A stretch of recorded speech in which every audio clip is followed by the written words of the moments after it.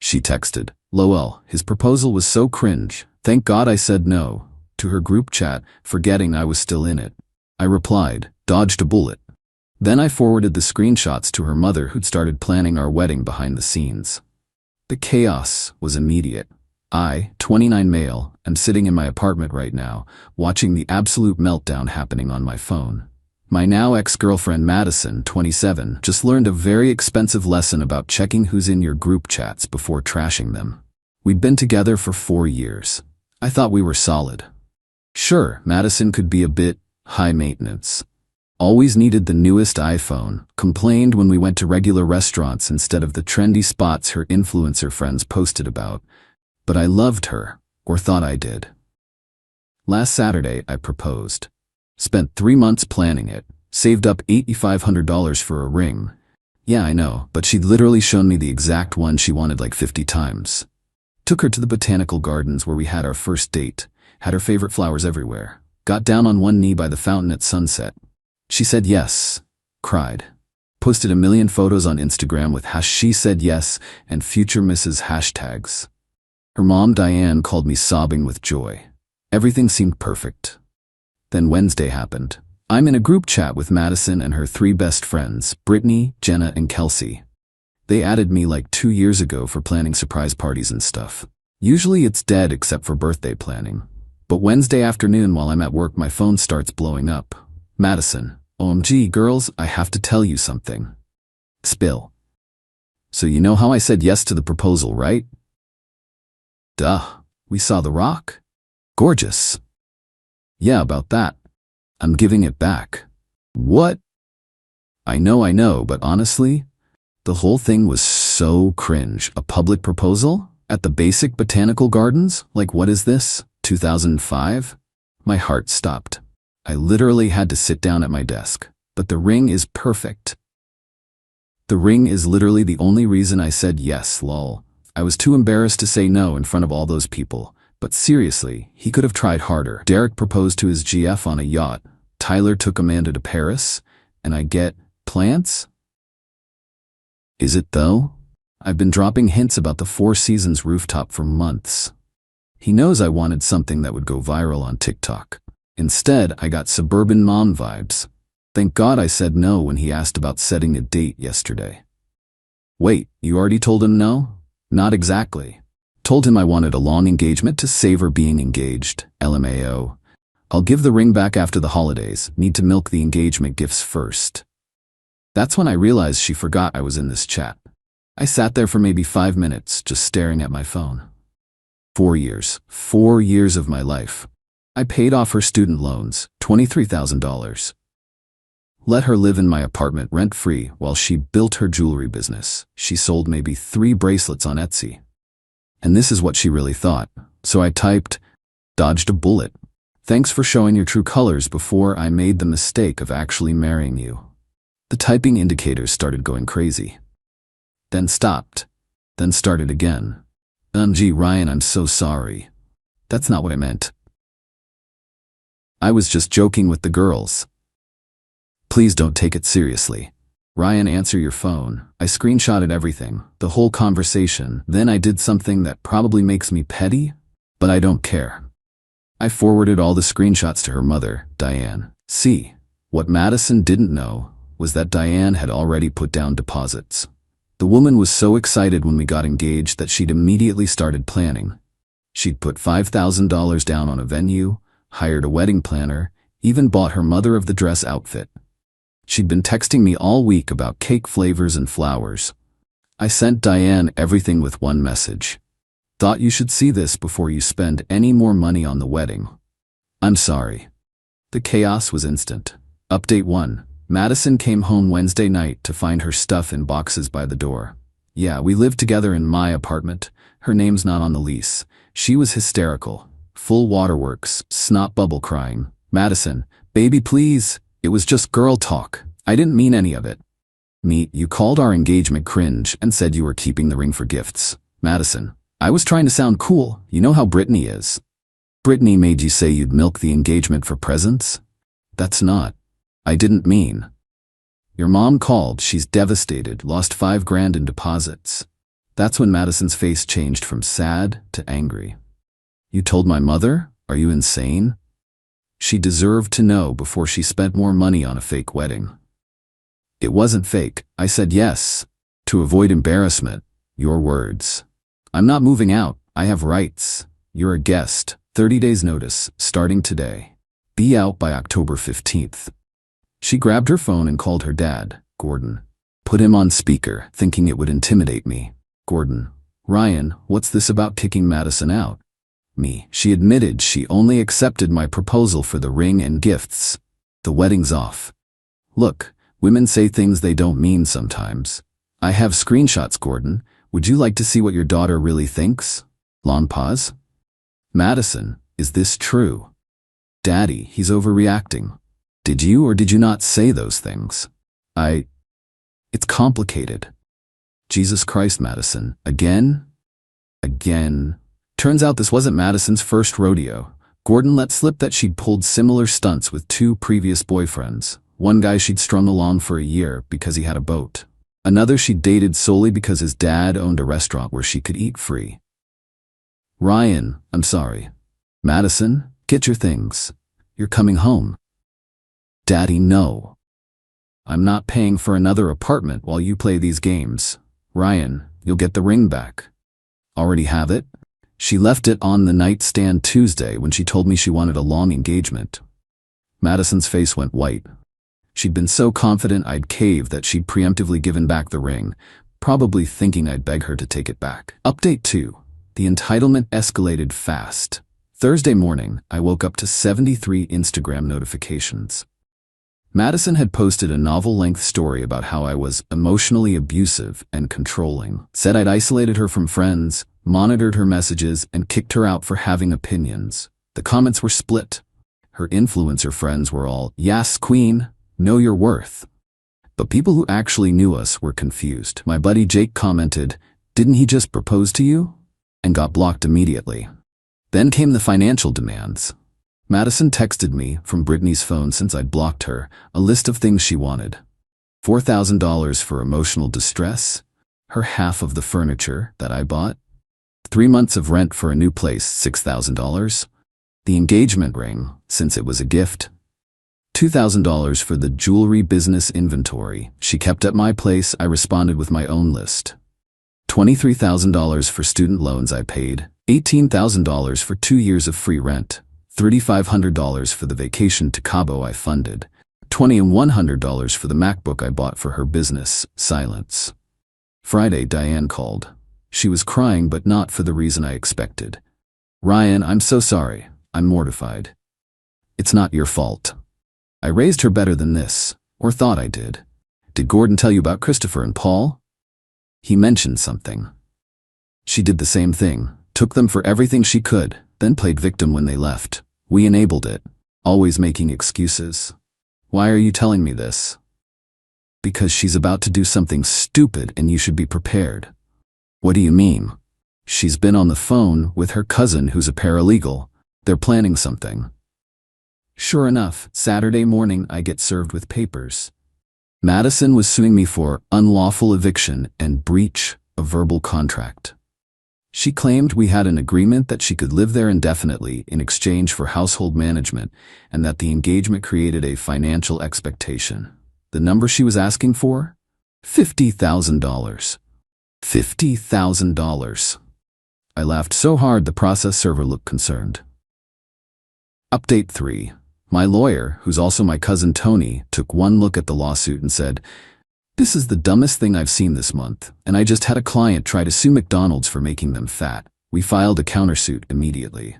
Included defamation for the Instagram posts, fraud for admitting she accepted the proposal under false pretenses, unjust enrichment for the loans and rent. But here's where it gets good. Remember how Madison mentioned Derek and Tyler, the guys whose proposals were supposedly so much better? Well, Derek's girlfriend is my coworker's sister. Small world. I reached out just to share my condolences about Madison's behavior. Turns out Derek never proposed. That yacht story? Complete fabrication. They'd been on a sunset cruise, but no ring. Madison had been telling everyone about this non-existent proposal to make herself look better. Tyler and Amanda? Even better, they're not even together anymore. Haven't been for 6 months. The Paris trip was Amanda going solo after she dumped Tyler for cheating. Madison had been living in a complete fantasy world, making up rival proposals that didn't exist to justify her materialistic demands. I sent all this information to Tony. He added it to our filing as evidence of her pattern of deception. Monday morning, Gordon called. "Gordon, Ryan, we need to talk. Can you meet me for coffee?" I agreed, curious.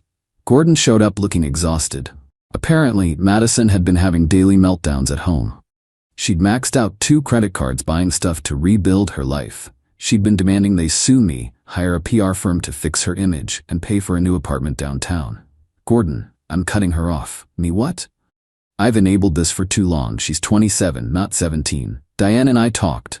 No more bailouts." "Good for you.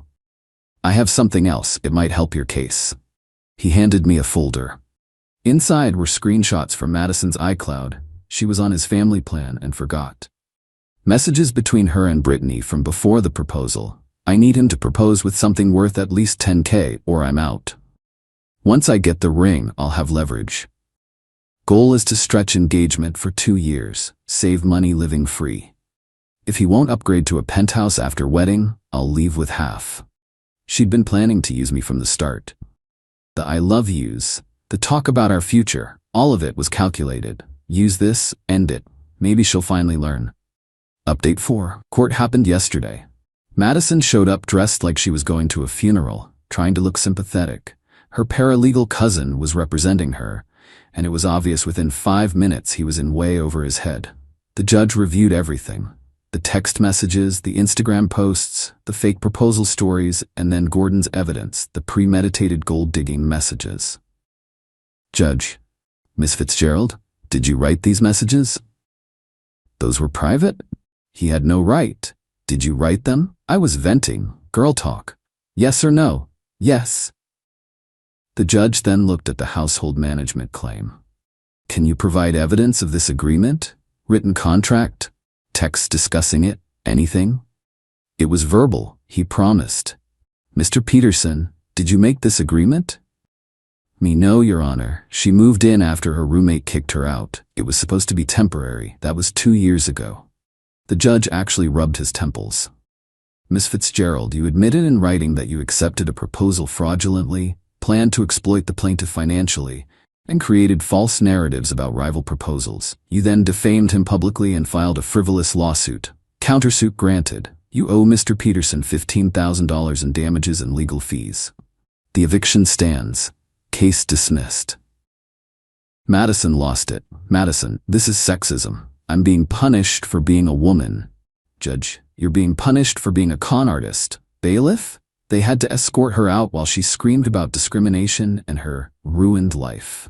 Update 5. The aftermath has been spectacular. Madison's Instagram meltdown went semi-viral, but not how she wanted. Someone screen-recorded her courtroom tantrum and posted it on TikTok with "Gold Digger Gets Reality Check."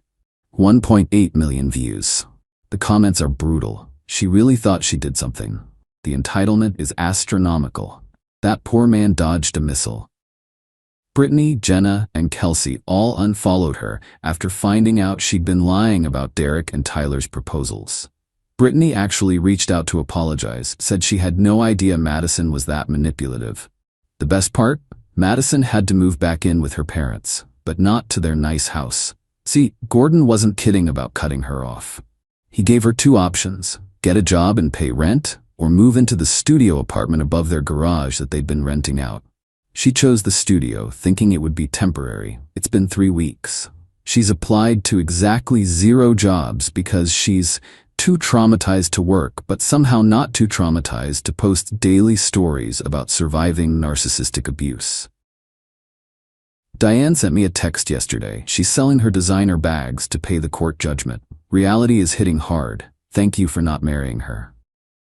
Oh, and the ring? Sold it back to the jeweler for $7,200. Used $5,000 to reimburse Diane for the deposits she lost, and donated the rest to a financial literacy charity. Seemed fitting. Gordon forwarded me one last thing, a text Madison sent to her mom. "This is all Ryan's fault. If he'd just done a better proposal, none of this would have happened. I deserve someone who appreciates me. Still blaming everyone but herself. Some people never learn.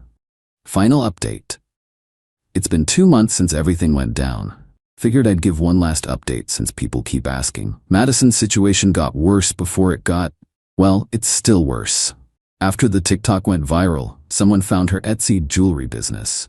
Turns out she'd been drop shipping cheap stuff from Alibaba and marking it up 400%. The reviews were already terrible, but once people connected her to the video, they tanked completely. Shop closed within a week. She tried to reinvent herself as a life coach focusing on surviving toxic relationships, created a whole website about her journey and how she could help other women escape narcissistic partners. The audacity, right? Price for her coaching? $500 per session. Number of clients? 0. Gordon called me last week with an update.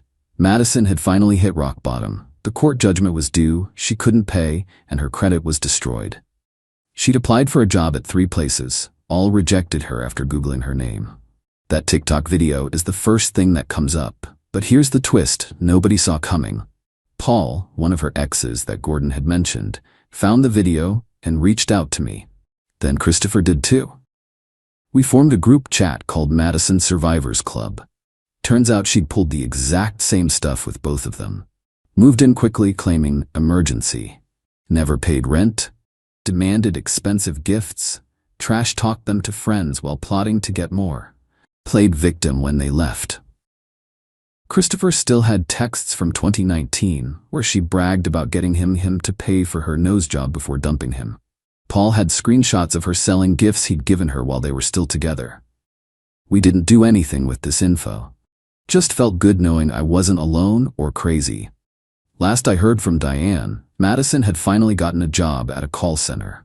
Minimum wage plus commission. She has to be there at 6 a.m. and can't have her phone during shifts. She lasted 3 days at the first one before quitting because it was beneath her. Gordon told her if she quit another job, she was getting evicted from the studio. She's still there as far as I know. Still posting about being a survivor and Phoenix rising from ashes. But from a flip phone, because she had to sell her iPhone to make the first court payment. Brittany reached out once more last week. Madison had texted their old group asking for loans, claiming I'd financially abused her and left her destitute. Brittany's response? She sent Madison the screenshots of her original messages about the proposal and blocked her. As for me, I'm doing pretty good. Started dating someone new, Kelly from my rock climbing gym. She insisted on splitting our first date bill and thought the botanical garden was romantic when I mentioned it. Funny how that works. The ring money I donated? The charity sent me a thank you letter saying it helped fund a financial literacy workshop for young adults. They invited me to speak at it. I'm considering it. Might tell them about the importance of seeing red flags early. Madison's parents are doing better too. Diane joined a support group for parents of entitled adult children. Apparently that's a thing. Gordon sent me a bottle of expensive scotch with a note for showing us what we should have done years ago.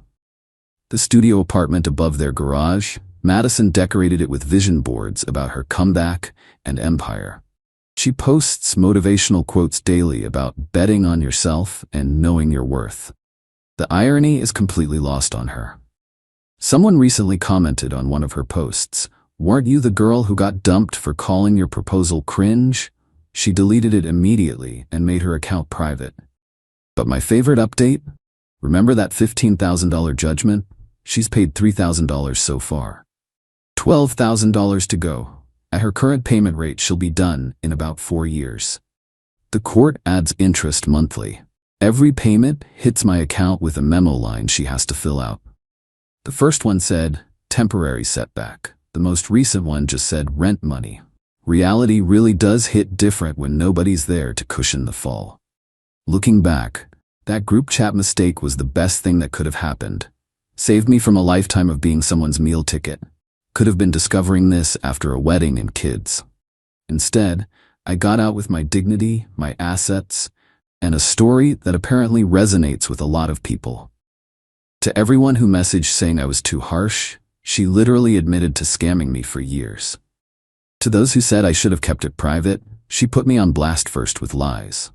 Sometimes the only way to deal with entitled people is to let them face the consequences they've been avoiding their whole lives. Madison, if you're reading this from your studio apartment on your work break, the proposal wasn't cringe. Your character was. Dodged that bullet? More like dodged a nuclear missile.